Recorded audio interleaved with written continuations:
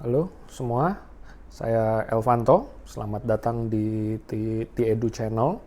Pada kesempatan kali ini, saya ingin membahas mengenai satu poin yang bagi banyak orang itu hal yang sangat menakutkan, yaitu presentasi. Jadi banyak orang merasa bahwa presentasi yang bagus itu adalah dia mempresentasikan mengenai perusahaan, mempresentasikan mengenai produk, kemudian marketing plan dengan sangat luar biasa, dengan sangat bagus sekali. Nah, tapi dari pengalaman saya di bisnis ini, sebetulnya presentasi yang bagus itu justru bukan di bagian itunya, bukan di bagian perusahaan, produk, atau marketing plan. Itu semua bisa kita gantikan dengan third party atau menggunakan alat-alat bantu. Sebagai contoh, Anda ingin kasih lihat mengenai perusahaan, kebesaran perusahaan kita, itu lebih baik Anda menyetel video. Anda kasih lihat video yang ada banyak sekali ya di YouTube, juga mungkin di Tedweb juga akan disediakan juga. Nah, itu jauh lebih baik kasih lihat video. Terus kemudian kalau kita bicara produk, itu bukan pengetahuan Anda tentang penyakit atau produk itu yang lebih penting, tapi sebetulnya kasih lihat foto-foto kesaksian. Bahkan sekarang udah banyak beredar juga buku-buku kesaksian. Nah, Anda bisa menggunakan buku-buku itu kasih lihat. Terus kemudian kalau kita bicara marketing plan, dari pengalaman saya orang nggak akan paham juga mengenai marketing plan dalam waktu yang sesingkat itu. Jadi yang perlu kita jelasin tuh sebetulnya hanya sekedar visi, bahwa melalui bisnis ini dengan marketing plan ini, dalam waktu mungkin 1 tahun atau 2 tahun, Anda sudah bisa mendapatkan bonus maksimal yaitu 65 juta. Nah, Anda bisa kebayang 65 juta bisa dapat apa. Nah, itu adalah satu bagian dari presentasi. Tapi sebetulnya yang menentukan adalah bagian pertama dan akhir. Bagian pertama dari presentasi apa? Bukan perusahaan loh sebetulnya, tapi cerita Anda. Maksudnya cerita Anda apa? Lengkap Anda bisa ikutin A-kelas terdekat di kota Anda. Di situ akan dibahas mengenai, pada saat Anda membuka pembicaraan mengenai bisnis, Anda perlu tell the story, menceritakan kisah Anda.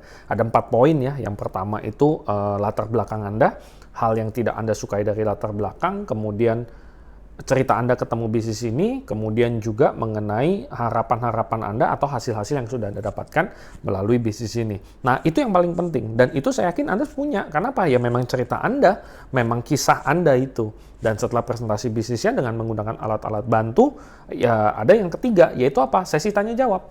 Nah, di akhir itulah sebetulnya juga sangat penting. Kenapa? Karena kita tahu responnya dia. Jadi daripada Anda presentasi selama 30 menit, mungkin 60 menit, tapi begitu di akhir Anda tidak tanya atau dia tidak berespon, ya itu kita nggak bisa berbuat sesuatu. Tapi justru begitu di akhir kita tanya, gimana pendapat Anda tentang bisnis ini? Bagian mana yang paling menarik dari presentasi tadi? Nah, bagian terakhir inilah sebetulnya yang akan menentukan apakah kita bisa masih informasi yang lebih lengkap dan lebih tepat lagi. Karena biasanya dari sesi tanya jawab dia akan banyak bertanya mungkin mengenai produk, mungkin mengenai bisnis. Nah, apabila dia bertanya mengenai produk, maka kita akan kasih tambahan informasi mengenai produk. Anda bisa ngajak dia ke training-training, Anda bisa kasih lihat video-video produk yang sudah ada banyak juga ya di YouTube channel resminya dari perusahaan Tianzi. Tapi kalau dia menanyakan mengenai bisnisnya, Anda bisa promosi audio-audio atau kasih lihat video-video brosur orang-orang yang sudah sukses di bisnis ini.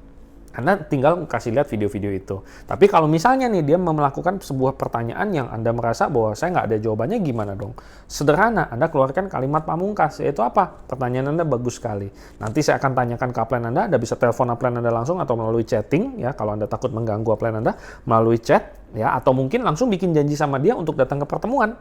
Ya, untuk ketemu langsung sama upline Anda dan bisa bahas langsung dengan upline Anda. Dan terakhir, jangan lupa untuk selalu mempromosikan pertemuan-pertemuan. Dan kalau dia tertarik di produk, promosilah pertemuan yang membahas mengenai produk. Kalau dia tertarik mengenai bisnis, maka Anda undang dia ke pertemuan OPP terdekat. Dan yang pasti, untuk terus melatih skill-skill Anda perlu hadir di A-kelas. Jadi pastikan Anda datang ke OPP untuk terus menambah semangat dan juga datang ke A-kelas di kota terdekat Anda. Oke, saya Elvanto, sampai jumpa.